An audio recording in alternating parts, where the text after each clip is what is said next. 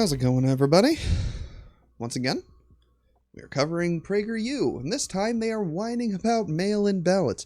No doubt they're going to spread some of the conspiracy theories that the Cheeto-in-Chief has been trying to spread for the last 6 months concerning mail-in voter fraud, all of which are complete bullshit and unfounded, but we're going to review it anyway, because we can. Is there a problem with universal mail-in balloting? Sounds simple enough. You fill No, there's not. out a ballot, stick it in the mail, somebody counts it on election day. In fact, we already do that with absentee ballots, right? So why would universal mail-in balloting be any different? It wouldn't. It would work the exact same way as absentee ballots. In fact, my home state of Washington has been doing mail-in voting for years with absolutely no problems. This myth of widespread voter fraud when it comes to mail-in ballots is complete bullshit. Your ability to commit voter fraud, especially through mail-in ballots, is almost none. You see, in-person voting, you can go to multiple polling stations on the same day before your vote can be recorded, if you choose to do so, and attempt to vote more than once.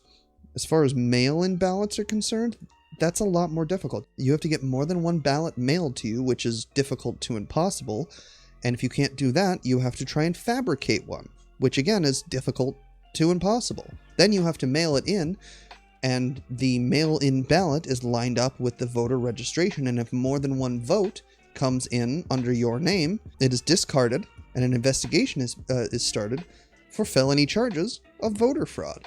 Voter fraud is a felony. Most people are not willing to risk a felony to add one more vote to a presidential election. Not to mention all of the roadblocks that our system has in place to try and prevent such a thing. Your voter registration is tied to your social security number. The signature on your mail-in ballot has to match your legal signature, and many mail-in ballots are actually not counted because the signature looks too different from the legal signature that the state has on record, which they get when you get your driver's license. So just with those two roadblocks put in place to prevent mail-in ballot fraud, it essentially eliminates the problem altogether. It is way more work than it is worth to attempt voter fraud, not to mention the legal ramifications of doing so. Well, the biggest difference is that with absentee ballots, the voter specifically asks for a ballot. With universal mail-in balloting, ballots are mailed out en masse. Millions of people who would normally go to the polls vote by mail instead. No national election has ever been conducted this way. Yes. No national election in the United States has ever been conducted this way. I'm sure there are other countries that have different circumstances, but in the United States that is true. However, as I said earlier, my home state of Washington has been using mail-in ballots universally for years with no issues. So there are entire states in our country where the elections are handled exclusively through mail-in ballots. There is no problem with mail-in voting. I did not request a ballot that I've already filled out and submitted. It was just automatically sent to me based on my voter registration. But you have to be registered to vote to receive one. These aren't unsolicited, as they say. They are not sending mail-in ballots to every single person. They are sending them to every single registered voter. Absentee ballots, you have to register and request an absentee ballot. However, with mail-in voting, you still have to be registered to vote for them to send you one. It is not entirely unsolicited. And there are very good reasons to be concerned that one ever should. Reason number one, bureaucratic incompetence. I don't think I have to sell you on the idea that when the government bureaucracy takes on a big new project with little preparation, the results aren't pretty. We've seen those results as it relates to mail-in balloting already. Wisconsin. In what way? I guess you're going to cover that. But again, there are several places in the country that do mail-in ballots already. The infrastructure is already set up in those states, and it's easy to replicate them nationwide. Wisconsin was one of the first states to hold a primary in the coronavirus era. It saw an influx in mail-in votes as a result. Predictably, this led to serious snafus. Thousands of requested ballots were not sent. 1,600 ballots were found in a mail processing center the day after the election. You want to know why those ballots were found in a mail processing center after the election? Because the current administration is attempting to destroy the United States Postal Service as best it can for this specific purpose, to ensure to the best of its ability that the Postal Service cannot handle that many ballots. We've seen stories nationwide where the blue mail drop-off boxes have just been removed from streets all over the country, as well as automated mail sorting machines have been removed from mail processing plants all over the country. So yeah, you're going to have these problems when you're trying to kill the postal service that's being used for people to vote by mail. That's why that's happening. 23,000 votes were rejected due to missing signatures or other missing information. So that's user error. People not filling out their voter pamphlet correctly. That's not bureaucratic incompetence. That's personal incompetence. People not being able to follow instructions. And those are the mistakes we know about in just one state and in one primary election, when fewer people than in the general election typically bother to cast a vote. In Pennsylvania, where they delayed the date of their primary to get better prepared for the expected increase in mail-in balloting, they still couldn't handle the volume. Half of Philadelphia's votes were still uncounted a week after the election. In Virginia, more than 500,000 applications for ballots were mailed with incorrect information. So they're bringing up all these points without giving any sources to any of these things. In fact, let's check the description, just to be sure, just to be fair. Script shop educators. The script. Yes, so this is the script. So they don't provide any sources for any of these claims. So I guess you're going to have to take PragerU at its word. But yes, when a new system is implemented, there's going to be hiccups, especially when the administration is actively trying to kill one of the major components of mail-in voting, being the postal service. Some of the applications went to the wrong addresses. Some went to dead voters. One even went to a pet. Under the best of circumstances, the bureaucracy struggles with mail-in balloting. Under less than the best of circumstances, that's not a scenario we want to face. Which brings us to reason number 2 for concern: shoddy security. Here's what the New York Times said about voting by mail in an article in 2012. Keep in mind, they were talking about traditional absentee balloting, not a mass mail-in of ballots. So this is 8 years ago, and there's been a lot of advancements in technology since then, even with package handling in the mail system itself. This is from 8 years ago. There is a bipartisan consensus that voting by mail, whatever its impact, is more easily abused than other forms. Nope. How? How is it more easily abused than other forms?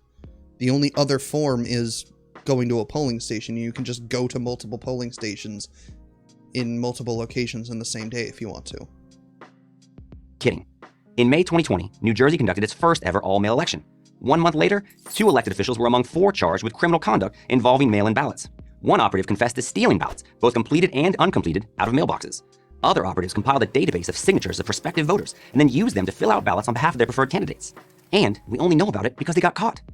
So this sounds like government corruption, not an indictment of mail-in voting. How is this related to mail-in voting? This seems like it could have happened during in-person voting as well. Stealing of ballots from polling locations and whatnot. This isn't indicative of a failure of mail-in voting. Election fraud only figures to get easier because of a new weapon in the cheater's arsenal: ballot harvesting. This is the term for when a third party, usually a campaign worker or activist, goes to people's homes and collects their ballots. With ballot harvesting, you don't even have to put your ballot in the mailbox. Vote harvesters will pick it up for you. The opportunities for mischief. These are also very heavily monitored individuals throughout this process. We've already seen fake stories of people of ballot harvesters improperly handling ballots, which was proven to be false, concerning the Ilhan Omar race. Right-wingers were trying to pass around this conspiracy theory that because a ballot harvester took a video of himself talking about how you need money to run a campaign, that was indicative of campaign fraud or voter fraud, which it turned out to be false. That's not what happened, and it was perfectly legal for that individual to be harvesting ballots in that state. Say, pressuring people to vote a certain way, destroying ballots, or filling out ballots for those who didn't bother to vote are endless. Except you need their legal signature. You need their legal signature, and it has to match up with the signature that the state has on record for the vote to be counted. And again, all of these things are felonies. The individual would have to be willing to commit thousands of felonies to try and make this an effective strategy. Vote harvesting that targets senior citizens for their ballots even has its own name: granny farming. Reason number 3 to I have never heard that before in my life. Granny farming? I have never heard that term in my life. be concerned: the likelihood of long delays in determining final results. That's fine. That doesn't matter. So what if it takes us a few extra days or even a few extra weeks to get the results? We're still gonna be able to vote safely, and we're still going to know who the new president is. Just because it takes longer, that's a problem? What are you, that impatient? Americans are used to knowing who won and who lost within hours of the polls closing on election day. Of course, some close races take longer to sort out, but the longer it takes, the less legitimate an election seems. That is exactly what happened in the 2000 presidential election, Bush v. Gore. Then, yes, because there was a massive problem with in-person voting in Florida, causing thousands of people to vote for a third-party candidate instead of Gore like they wanted to, and Bush won Florida by 500 votes, despite the fact that 3,500 people intending to vote for Al Gore voted for a third-party candidate accidentally instead. How is this a problem with mail-in voting? The dispute was focused on a single state, Florida. It was finally settled by the Supreme Court over a month later.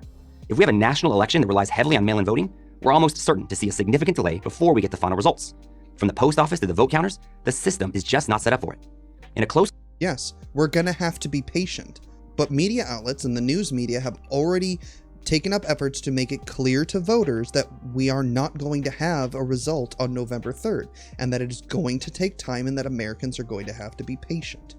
It sucks. I don't want to have to wait, but that's the nature of the beast. We are having to revamp how we vote nationally because of a pandemic that the current administration failed catastrophically to try and manage. And because of that, we have to vote by mail. And it's going to take extra time, and Americans are aware of that. We aren't children that need the answer now. We're adults. Everybody that's voting is a legal adult, and we can wait so that we can learn who the next president is and give everyone the opportunity to vote, which is their right.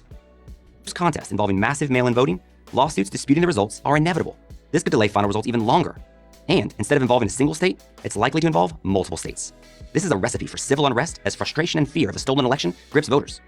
Bureaucratic incompetence. We have had the current administration saying that they're not going to accept the results of the election if they lose, and saying that they're only going to respect the results of the election on November 3rd from in-person voters. This fear-mongering that you're doing right now, the issues that you're talking about, are because of the current president, because of his fear-mongering, and because of his rhetoric surrounding this election, and the possibility of election fraud because of mail-in voting, which there statistically is none. Statistically, voter fraud is 0.00006% of votes nationally. That is not enough votes to sway an election one way or the other, and they're spread out all over the country. They are not concentrated in one particular state. Shoddy security, long delays. These are just some of the concerns any reasonable person should have over universal mail-in balloting. What's the solution? Simple. If you need to vote absentee, request a ballot. Otherwise, vote like you always have, in person. You see, that would make polling stations super spreader events on election day. And voting in person has also led to a lot of voter suppression, from polling stations closing early to not being open late enough to accommodate the volume of people going to the polls.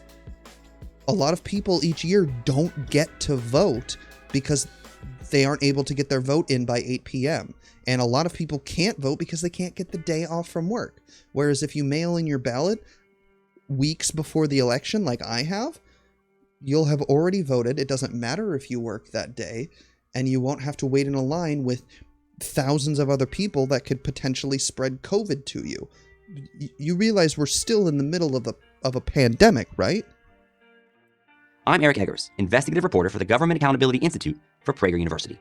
Yeah, so that was 5 minutes of that guy complaining that the post office sucks, despite the fact that the current administration is directly responsible for how much the post office currently sucks, and then complaining that people can't be patient and that they want their results immediately, despite the fact that most Americans are aware that the results are not going to be available to them on November 3rd like normal.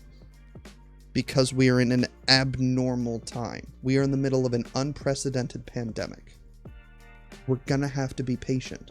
But all of the things that they mentioned here were either unverified or the results of President Trump's policies. Like I said earlier, Washington State has been voting by mail for years with no problems. I think we should just swap to national mail-in voting altogether anyway. It's safer, it's more efficient, and since we can't convince the government or corporations to make Election Day a national holiday so that everybody can get off work to go and vote, it's a way to ensure that everybody can have their voice heard and everybody can vote. A lot of people don't vote because they either don't have the resources to go to a polling location, they don't have the time to go to the polling locations, or the lines are prohibitively long that they don't want to wait in line to vote. That's a big reason why we have such low turnout numbers when it comes to Election Day. Universal mail-in voting would fix that. I think we should move to a universal mail-in voting system nationwide from here on out. This election will prove to America that though there are going to be some hiccups because we had to implement this immediately without prior planning, universal mail-in voting is highly effective. I mean, 40 million people already have voted. Anyway, that's going to be it for this video. If you like what you saw, hit the subscribe button. Feel free to drop a like on this video. You can follow me at my socials here. Follow me on Instagram and Twitter to chat with me there. You can join the Discord server if you want to hang out there. I stream on Twitch Saturday nights and Sunday nights starting at 9 p.m. if you want to come hang out and watch me die a bunch in video games because I'm not super good. But until the next one, peace.